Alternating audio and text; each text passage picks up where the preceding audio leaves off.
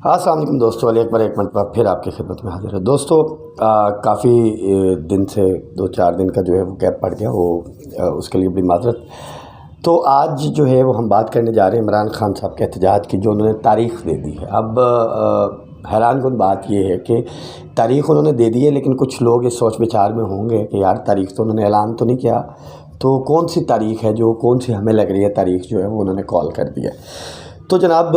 تاریخ تو ہم آپ کو بتائیں گے، لیکن اس سے پہلے بتائیں گے کہ ہونے کیا جا رہا ہے، کیا یہ احتجاج ہوگا یا نہیں ہوگا۔ اگر ہوگا تو پنجاب میں یہاں پنجاب سے جو ہے وہ احتجاج میں بندے جائیں گے نہیں جائیں گے، وزراء کا کیا کہنا ہے، اور کیا ڈیوائیڈ ایک آ گئی ہے پنجاب کے اندر یا کے پی کے اندر۔ کے پی کے اندر بھی لوگ جو ہے وہاں سے نکلیں گے یا نہیں نکلیں گے، خان صاحب کو ڈر کس چیز کا پڑ گیا۔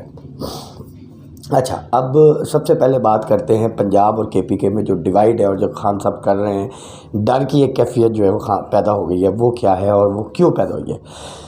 تو جناب خان صاحب جو ہیں وہ پچھلے کوئی 1 ہفتے سے جو ہے وہ مختلف جگہوں پہ جا رہے ہیں، پشاور کے اندر بھی اور لاہور کے اندر بھی، گجرانوالہ ڈویژن کے جو اپنا کارکنان اور صوبائی عہدیدار جو تھے اور مرکزی قیادت، ضلعی قیادت، سب سے ملاقاتیں کی۔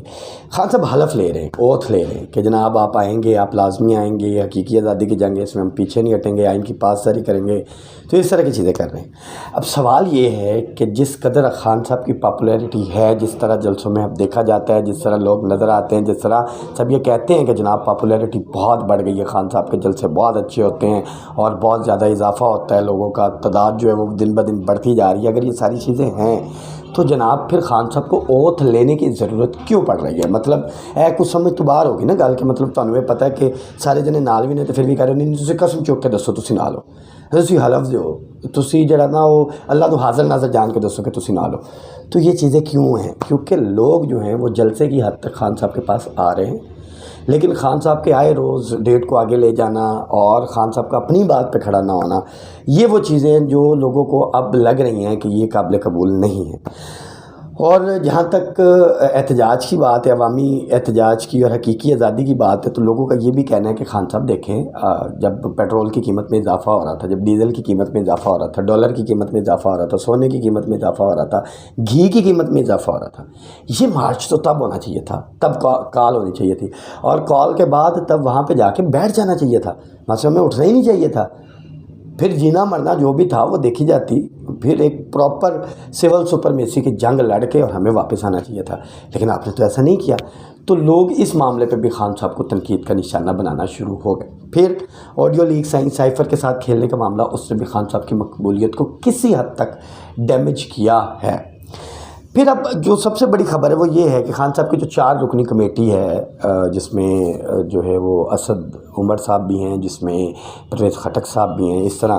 یہ 4 رکنی کمیٹی جو ہے یہ مذاکرات کر رہی ہے، اور یہ خبریں 2-3 دن سے آ رہی ہیں۔ ایوان صدر میں ملاقات ہوئی، پھر اس کی تصدیق ہوئی، بالکل ہوئی۔ پھر خان صاحب سے پوچھا گیا کہ خان صاحب آپ کے رابطے ہیں، ایوان صدر میں کس سے ملاقات ہوئی؟ تو انہوں نے یہ نہیں کہا کہ میری ملاقات نہیں ہوئی، انہوں نے کہا کہ سچ میں بتا نہیں سکتا اور جھوٹ میں بولتا نہیں ہوں۔ تو سچ تو یہی ہے کہ ملاقات ہوئی۔ اب مسئلہ یہ ہے کہ ملاقات کا ابھی تک حاصل کچھ نہیں ہے، اس لیے خان صاحب نے تاریخ نہیں دی تھی۔ پچھلے کو 2-3 دن سے 12 ربیع الاول کے بعد کی تاریخ آ رہی تھی، لیکن اب خان صاحب نے آج جو ہے کہا ہے، کل اوتھ میں بھی اور آج بھی، کہ 16 اکتوبر ہمارا حتمی دن ہے۔ یعنی کہ خان صاحب کے جو مذاکرات چل رہے ہیں، جو چیزیں چل رہی ہیں، جو باتیں چل رہی ہیں، جو اندر کھاتے اداروں سے معاملات سیدھے کرنے کی کوشش چل رہی ہے، اگر تو وہ معاملات جو ہیں وہ 16 اکتوبر تک فائنلائز ہو جاتے ہیں، انتخابات کی تاریخ مل جاتی ہے، یا وہ والا بندہ نیا آرمی چیف آ جاتا ہے جس پہ خان صاحب بھی مطمئن ہیں، متفق ہیں، تو یہ چیزیں پوسٹ پون ہو جائے گی۔ لیکن اگر ان میں سے کچھ بھی نہیں ہوتا، جو کہ نہیں ہونا، جو کہ خان صاحب کو نظر آ رہی ہے، ادھر سے جواب ہو گیا ہے، اور آرمی چیف صاحب نے بھی کہہ دیا ہے کہ فوج سیاست سے دور ہو چکی ہے اور دور رہنا چاہتی ہے، خود کو سیاست سے دور کر چکی ہے۔ تو اب جو ہے وہ خان صاحب جو ہیں وہ پریشان ہیں، کیونکہ خان صاحب پہلے بھی پاکستان کے اندر، تاریخ کے اندر ایسا کبھی نہیں ہوا کہ کوئی سیاستدان جو ہے بغیر اسٹیبلشمنٹ، بغیر فوج، بغیر اداروں کے آیا ہو۔